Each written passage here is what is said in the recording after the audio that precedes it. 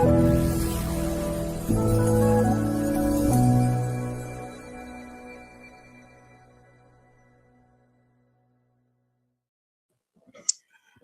to Bharat TV. My name is Mayank Shah. I'm a journalist based in Chicago. This afternoon, or rather this evening, I want you to listen to a rather tragic story that is coming from the parents of a promising young medical student who committed suicide in July 2025 in the midst of rather difficult allegations. I have with me the parents, Mr. Viabhav Duggal and Mrs. Duggal, to talk about their son, Vaibhav, who I believe was in his 20s. He was, what, 26? He was 24. He was I'm 24. sorry, a 24-year-old student, very promising student. I was going through some of his background, and I found that he was an exceptional student at Texas Tech School of Medicine, a summa cum laude graduate from Texas A&M with a 4.0 GPA. He seemed to have a rather remarkable medical career ahead, which was cut short by allegations which I have been intrigued by because I haven't been able to find a lot of details online. And that's one of the reasons why I have chosen to host the parents this evening. Welcome to Bharat TV, Mr. and Mrs. Duggal. I wish it was under better circumstances. Thank you. Thank you, sir. As we were talking earlier offline, I was going through the video that you sent us, that you've been trying to use as sort of a platform to find out exactly what happened. And early on in the video, one comes across the complaint by a patient that is rather graphic and very specific. I was reading the language of the complaint that, in fact, the allegations which were made against your son during a sort of an OBGYN exam. I'm quoting a bit from that, if you don't mind. It says, Vaibhav asked the patient about her relationship status, previous relationships, and whether or not she was ever involved in a threesome and things like that. Now, as troubling as the language is, what has been your sense since in the last 6, 7, 8 months that this has been going on? Tell me a broad strokes overview of what you think has happened.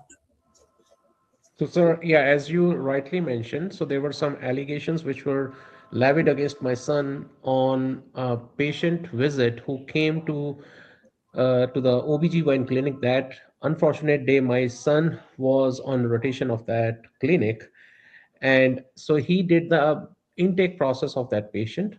So according to the complaint, yes, that's what it said, that Vaibhav did the intake process and the girl had come over there for STD screening. So he's over there in that OBGYN clinic, and a patient comes in over there for STD screening. So those questions, like, I think probably are pretty much obvious. Actually, before we go into that, my first question to the school was, how come my son was alone with the patient? He was not a full-fledged doctor. He is just a student doctor. There has to be a chaperone, there has to be a nurse, there has to be a resident or whatever. And they say, well, sir, we cannot, that needs to be investigated. And I asked them, do your investigation then. Did you do your investigation? They said, we cannot do the investigation now because the defending party is no more. I said, that's totally ridiculous.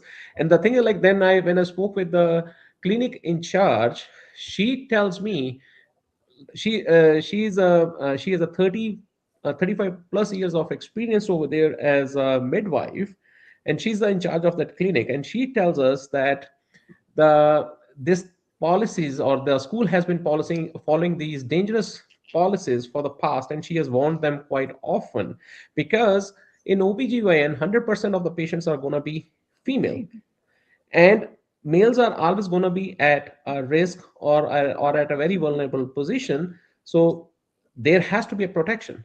We send our kids to school on this assurance that they will be protected. So where is the protection over there? That's my first point. Now, coming to the allegations which that girl has levied. So you only saw the complaint which was lodged by that, or it's not a complaint, they're saying it's a grievance. The school corrected me, it's a grievance. So in there she is alleging that, okay, my son asked her about her sexual relationship. Obviously, if she has come over there for OBGYN, for STD screening, those are the regular That's questions. the standard question. Those are Yeah. standard questions. Now, using that particular phrase of that threesome or whatever you want to call it, so since she's over there for STD screening, my son, like I spoke with other kids, his girlfriend, his other friends too, they're telling us that they normally ask, they have to ask like whether they have multiple sex partners or not. So those are the verbiage which is used by the girl to get some kind of weightage into that complaint. Now, here is the other thing. If you read down, I'm not even talking about Vaibhav's statement, which he gave it to the dean when he was called into her office on July 28th. So if you go by the girl's complaint itself, the first one is she's saying that he used, like, she's alleging that she felt uncomfortable when my son used those kind of words. Now the question is like, then my son asked her, can do you want me to do the exam on you, the pelvic exam on you, or do you want the nurse practitioner to do? So the nurse practitioner, so she says, no, I want the, so the nurse practitioner actually do the exam on her. If she was that uncomfortable by the questions which my son had She asked, could be vocal at that she time. first of all, she could be vocal. Second thing is, she could have said that, no, I don't want this male guy over here because he While asked the me exam is while going. my exam is being conducted, I'm not feeling comfortable, so she does not do that.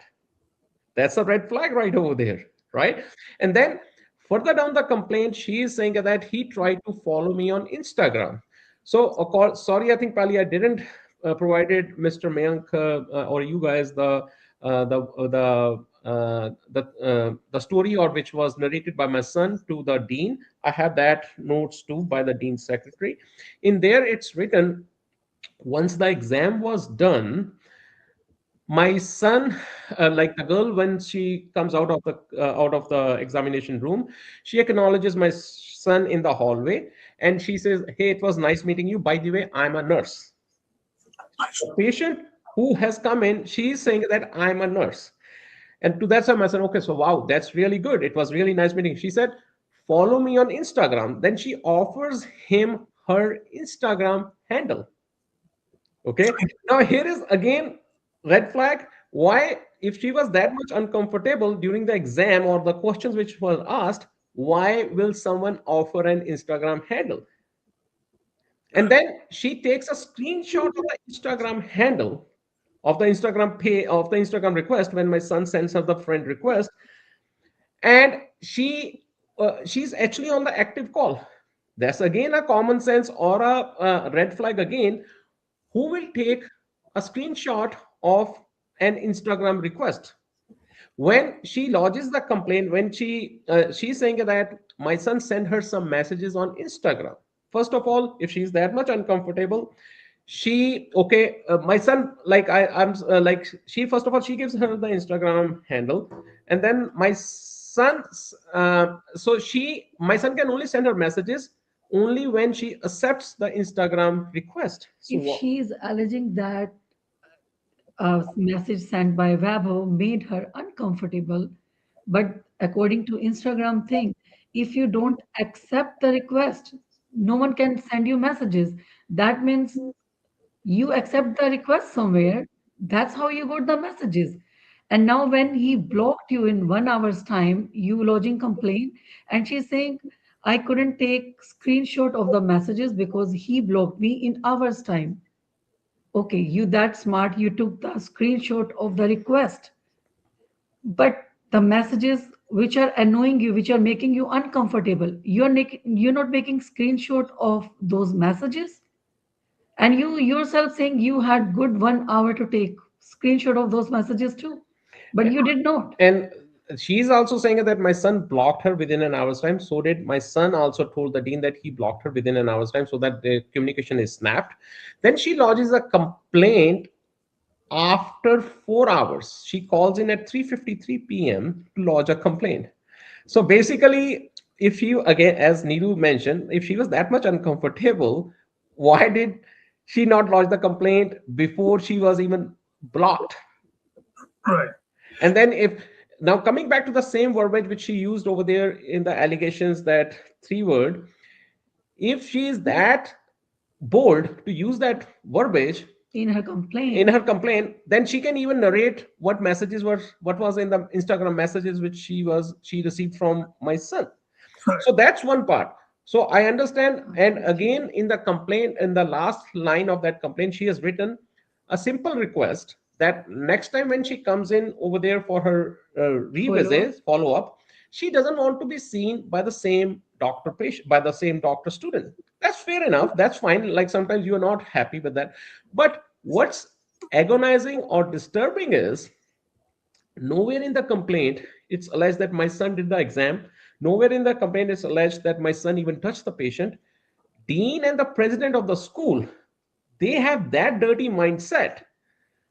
They think, they're still saying, not think, they're still saying, I have their recordings and all the stuff, all that stuff.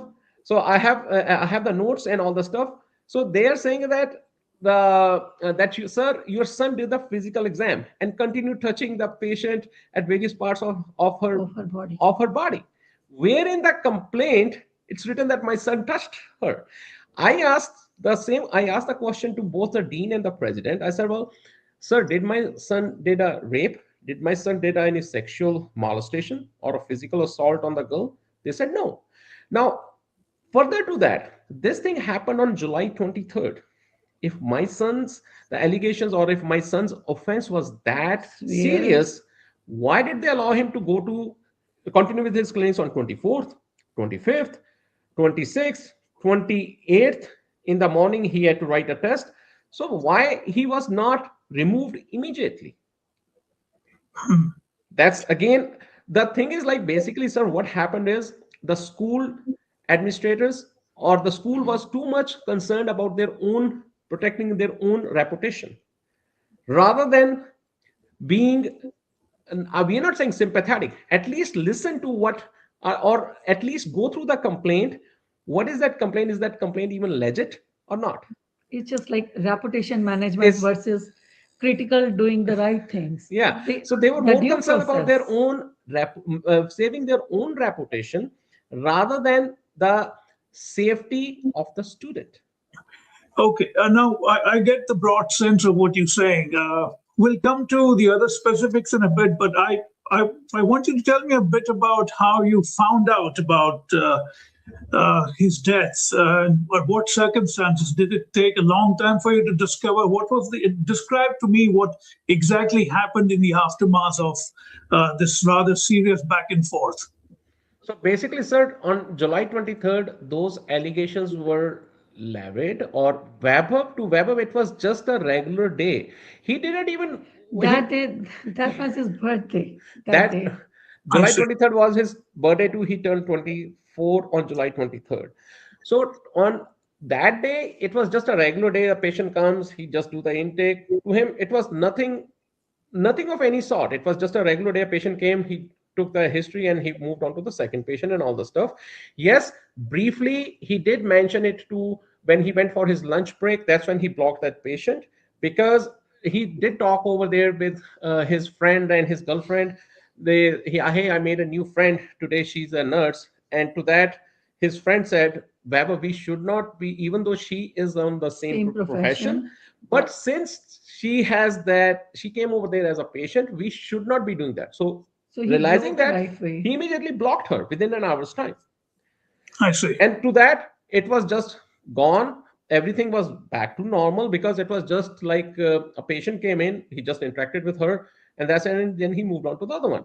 So 24th, nothing happened. 25th, nothing happened. As I mentioned, 27th, 28th, nothing happened. 28th, in the afternoon, like in the morning, he had a test.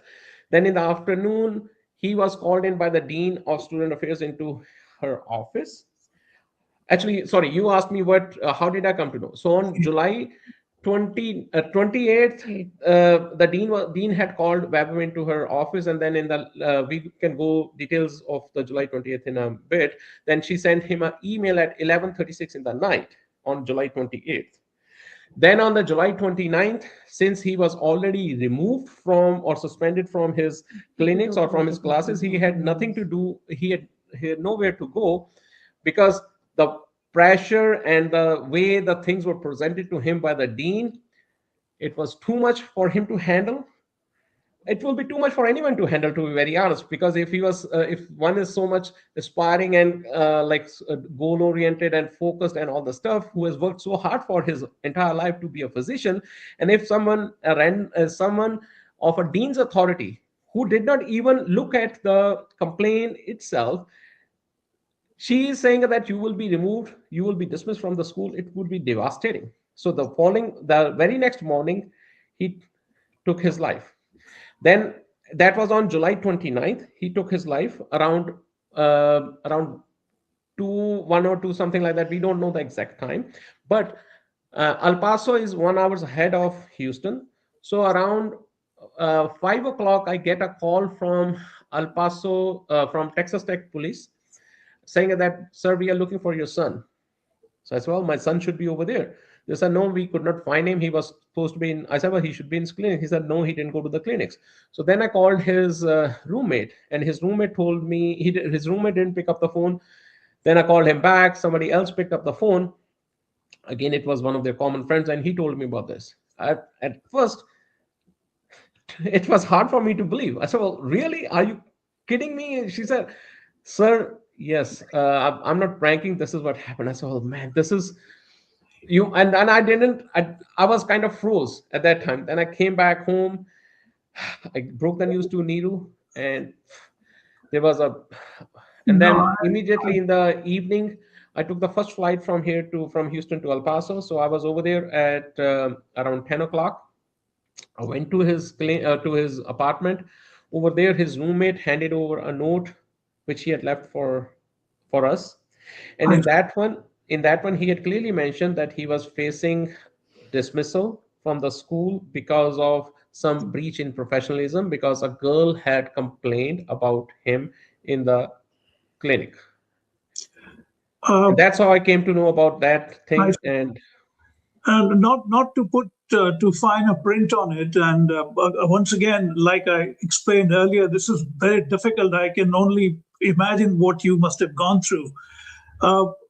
Is there any detail that you might want to share on how he did that? What was the state? I mean, state of mind is obvious, but it's an extreme step of the worst kind that any human being can take, right? Do you know what exactly happened preceding that?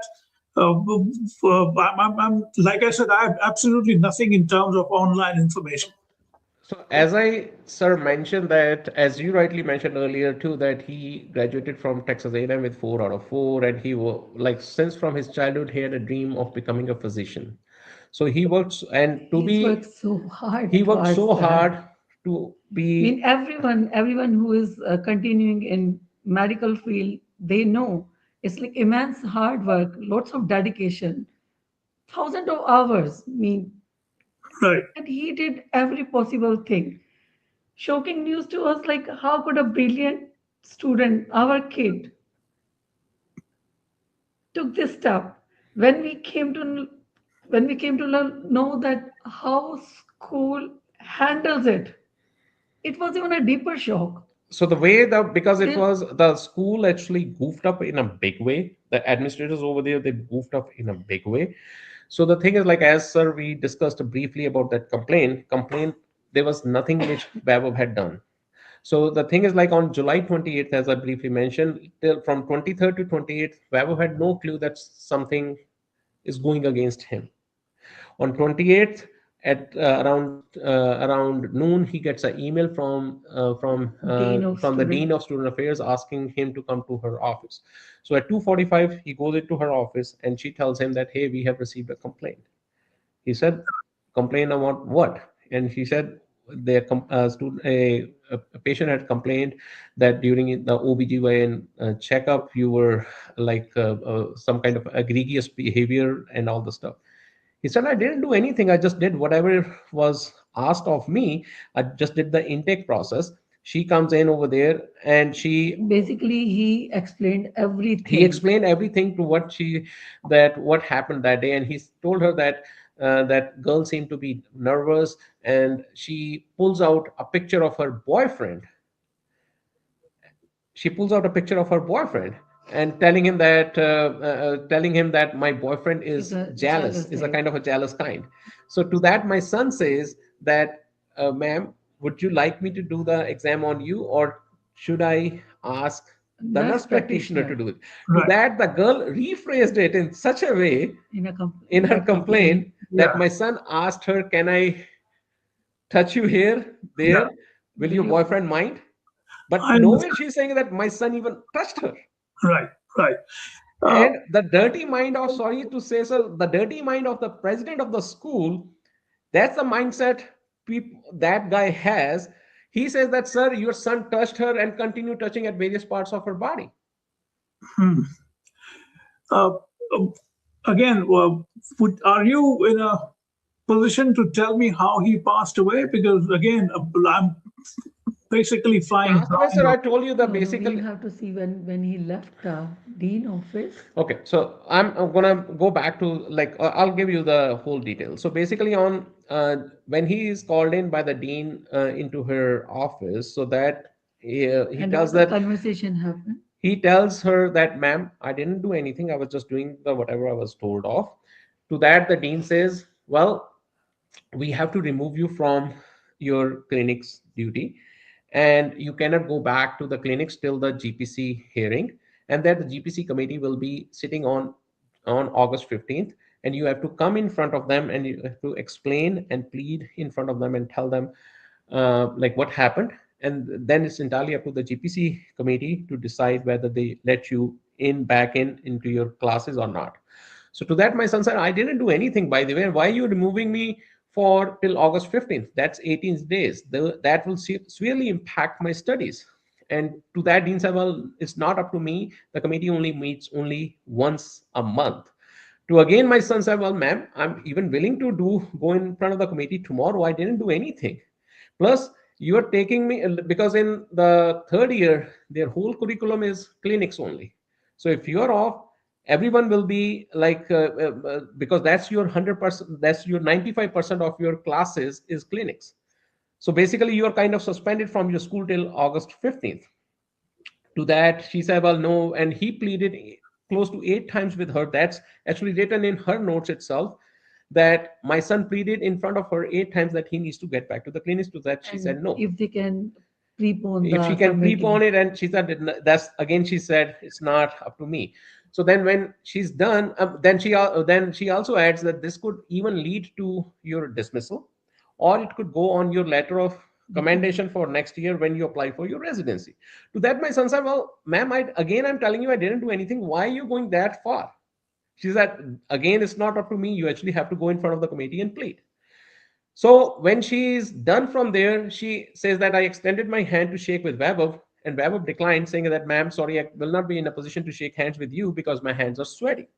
So that tells you that the whatever the How dean much had stress? told her how much stress he was in.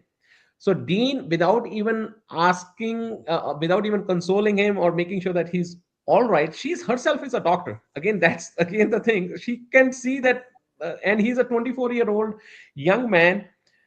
How can, like, if he's saying that my hands are sweaty, so that means she has caused too much stress on him. So she Hmm. lets him go by just, she said, well, I just gave him 915 talk number, told him go across the street, book a counseling appointment over there, and we will and she let him go. So that happens around 3:30 p.m. on July 28th. So in the evening, in the night, uh, around 11:45, 11:36, 11:36. sorry, yeah, I have the timestamp, I have the email, 11:36. 11:36 We can p.m. forget that time. Dean sends him an email stating that, Weber, further to our conversation which we had today in my office, I'm fine. These are the details. You actually have to go in front of the GPC on August 15th. Over there, you actually have to tell them why you're over here for patient complaint. Tell them what will be your remedial plans. Make sure, tell them with, assure them that this will not happen again. Come up with the remedial plans and all, and plead in front of them. Tell them that they should please allow him to go back to his classes. So basically, giving him a guilty verdict. Then on the in the And second she page, did not stop over here. yeah, She just, she, those two, the worst consequences, she put blue bold arrows only on those worst consequences. You sending someone threatening email in the middle of the night, that's the most vulnerable time, fragile time, and you just putting those arrows on the worst consequences.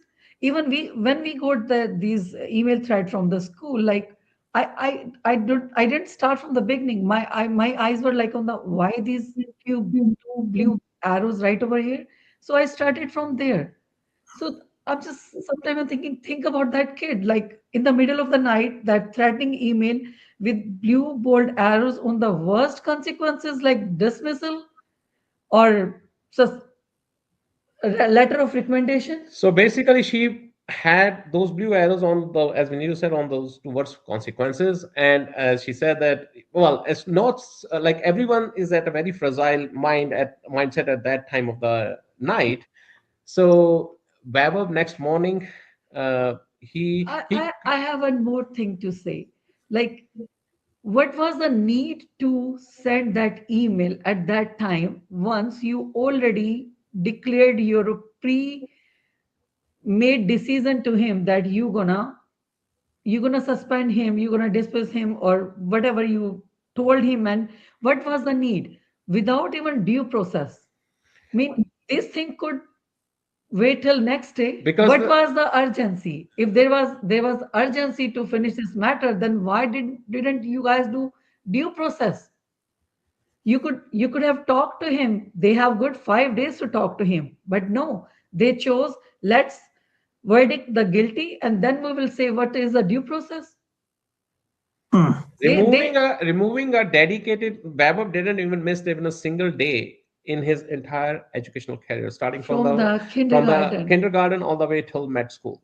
If you're telling the student or that kid that you're gonna be out for 18 days, that's really devastating. And then at the middle of the night, you sending that email with bold arrows saying that you're done. Basically, your future is done. Whatever dream you had or for which you have been striving so hard, over. That thing still haunt us. It's 170 day today, but it still haunt us. What was the urgency to send that email without due process? So Are you?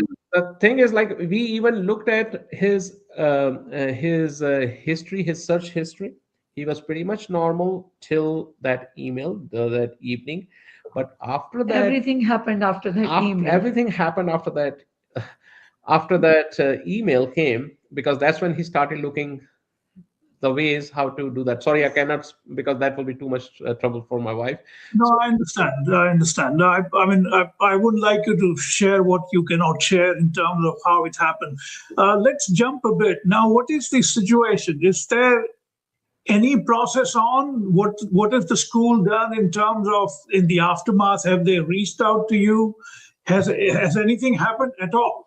nothing, They never nothing, reached out to us nothing. They for pushed everything under the rug, no condolences even. because they, Never. as I'm saying, they didn't even call us to express their condolences. Oh, When really? I last time spoke with the dean and the president, they are saying that, sir, we do not want, we want his legacy as that he was a brilliant student, he was very humble, he was very helpful, he like he helped so many lives over here and all the stuff.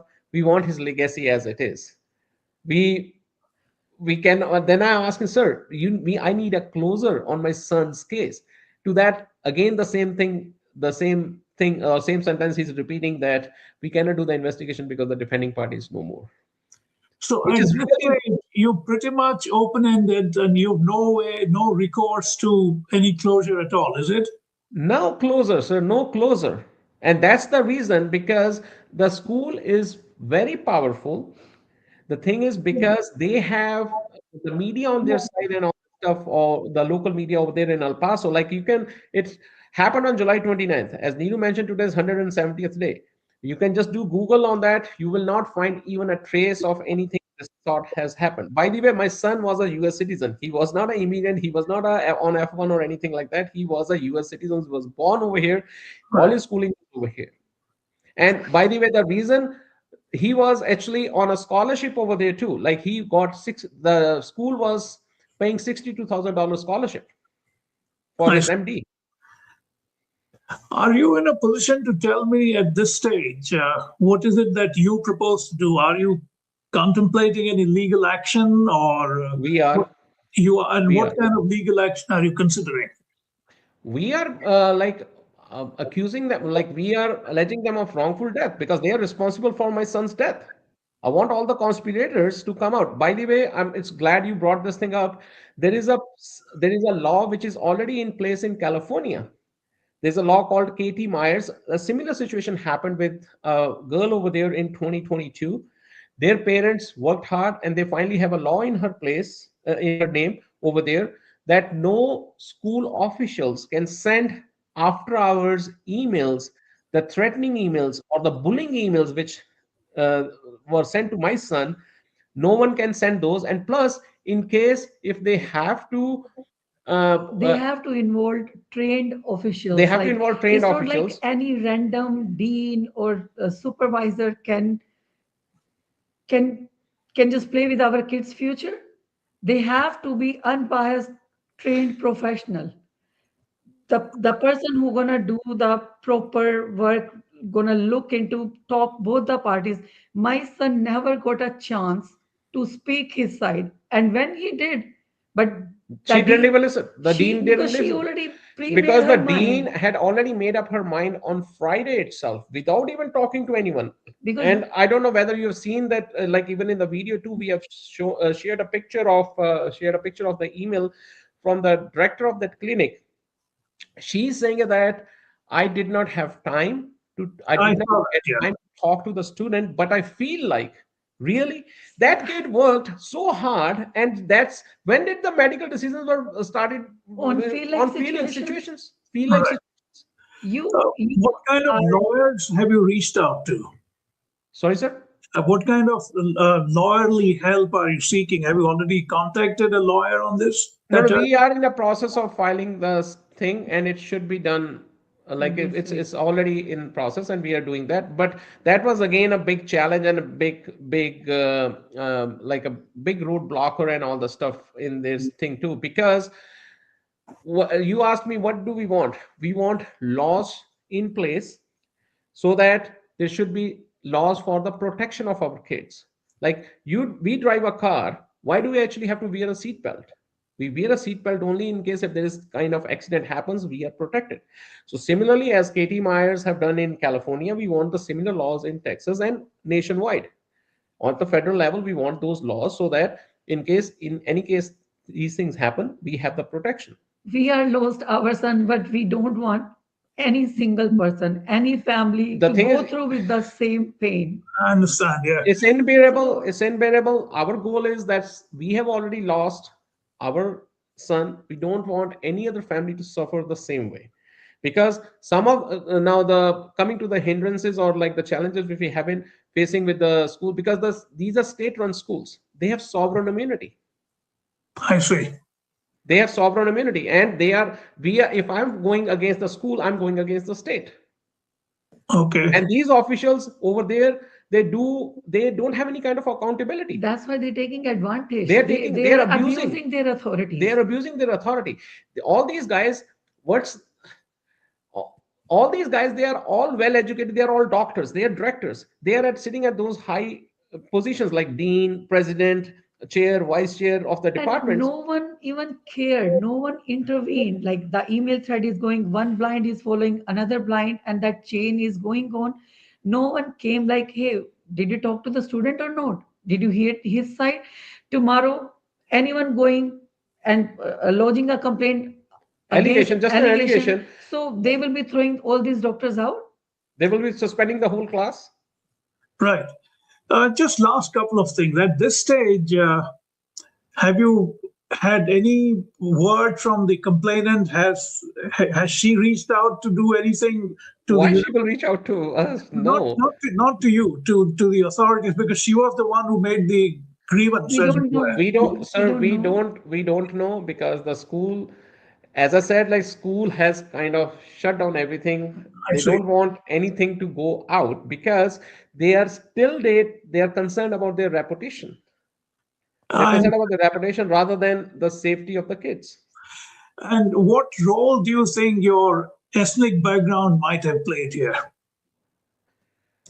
I don't know, sir. I don't, because the thing is like what I can do is what I can say, or what it looks pretty much clear on this scenario is yes, there is a discrimination, but it's a sexual discrimination. As I said, the sexual discrimination is because had there been be a female student in my son's place, this would have never gone anywhere. So this is gender based more than This is any. a gender based. This is gender based because the whole story is based out of that a female has levied some kind of allegations against a male. There Male should must be have done something. something. Right. That's the perception which those incapable officials over there in Texas Tech they had, and that's what killed my son. Because starting from the beginning till date, we last spoke with the dean and the president on on September 5th. September 6th, which was after 45 days after this thing had happened. Till that date, both dean and president they are saying Keep saying. keep saying the same thing, sir. Your Your son son. did the physical exam, and then the president is saying your son touched the patient here, And there, and there. to me, like we got all these email threads, whatever we have in October, sometime in late October. But when they were talking to us, all these complaint and everything was sitting on their table in front of them. And they did not even take a moment to look into the complaint. In the complaint, it's like intake process, and they keep saying your son did a physical exam. What kind of positions on they these people are? Hmm. President is a face of school, like he's the most important person, like he's the president of that school, and he is not even going through that complaint. He is telling the parents after this incident happened that your son did physical exam and in a rhyming way touch here and there. What kind of person he is? So sorry Well, about. I mean, please do let us know when you finally manage to move legally on this, because, like I said, other than that, there is absolutely nothing that one can latch on to online. Obviously, there is no police complaint because it never reached that stage. There is nothing of that sort. And in the meantime, as you pointed out, the university is saying since the concerned party is no more, there is nothing further that can be done. So let us know when something else happens after you take the legal action that you are contemplating. We will. Now the thing is, like you saying, the police complain. The police is Texas Tech. No, I understand, but I'm saying if it was just a question of grievance, it never reached the level where the police would be involved. Then what are we really talking about here?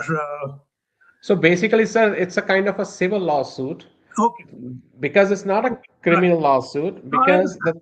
the Yeah, thing is, the way they treated our son was totally wrong.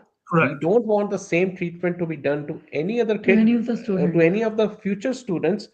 Doesn't matter whether they are a law student, they are a medical student, or engineering student, because these things happen. If the abusive authorities still there, it could happen to anyone. So It not supposed to be med school, it could be anywhere, Right, because they are protected under right. state, so Yeah.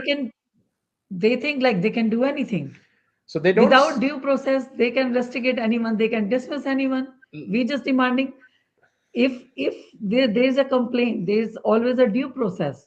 Where was the due process? Right. you are just on the basis of an allegation, you are determining that that kid is guilty, and then you say that okay, we now it's up to the student to prove his that he's not guilty. That's not fair. Yes. when No. did when did these things started happening, that okay, you are removing someone And then you are saying that, okay, now prove your innocence. Right, right. Well, on that note, I wish you both luck, and hopefully you'll be able to achieve some closure on this. And let us know whenever you decide to take your next steps.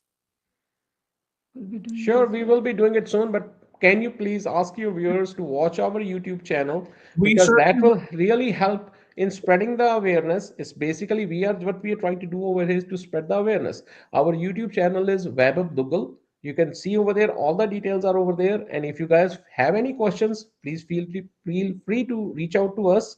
We are not asking for anything, just to create an awareness. That's our goal. And if we are able to save at least one person's life, that means we are spreading his shine. Yeah, okay. we are All spreading right. his shine.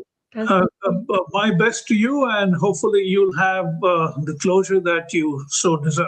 Thank you for your time, and I greatly appreciate that you Thank you very spoke much. with Thank you. such candor. Thank you.